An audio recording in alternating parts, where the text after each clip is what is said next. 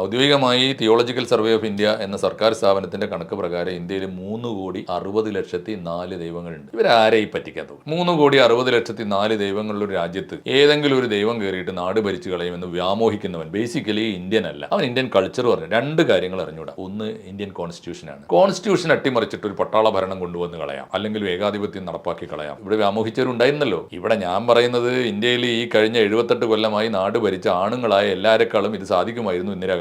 പെണ്ണായി പിറന്ന ഇന്ദിരാഗാന്ധിക്ക് കഴിയാത്തത് ഇവർക്ക് ആർക്കും കഴിയില്ല. അതുകൊണ്ട് ഇന്ത്യ ഒരു മതരാഷ്ട്രമൊന്നും ആകാൻ പോണില്ല. ഒന്നാമത്തെ കാര്യം. രണ്ടാമത്തെ കാര്യം ഞാൻ പറഞ്ഞു, രണ്ടാമത്തെ സി കൾച്ചറാണ്. ഇവർ ഈ വലിയ ഫാസിസ്റ്റ് വിരുദ്ധ വർത്തമാനം പറയുന്നുണ്ടല്ലോ ഇന്ത്യയിൽ പലരും. ജർമ്മനിയിലെ മുസ്ലിങ്ങൾ സ്വീകരിച്ച നിലപാടെന്താ? രണ്ടാമത്തെ ഭൂരിപക്ഷം വരുന്ന ജൂതന്മാരെ ഹിറ്റ്ലർ ആക്രമിക്കാൻ ചെന്നപ്പോൾ അവിടുത്തെ ഏറ്റവും ചെറിയ മൈനോറിറ്റിയായ മുസ്ലിങ്ങൾ എന്താ ചെയ്തത്? അവര് ഒരു മുസ്ലിം നാസി റെജിമെന്റ് ഉണ്ടാക്കിയിട്ട് ഹിറ്റ്ലർ കി ജയ് വിളിച്ചോരാ. ഇന്ത്യയിലെ സാധ്യമല്ല വായിച്ചിത്തെ, അതിനെ പറ്റി ഒരു സംശയവും വേണ്ട. അതുകൊണ്ട് ഈ മാതിരി തട്ടിപ്പൊന്നും ഇന്ത്യക്കാരോട് വേണ്ട. ഇന്ത്യ ഇതൊക്കെ ഒരുപാട് കണ്ടതാ.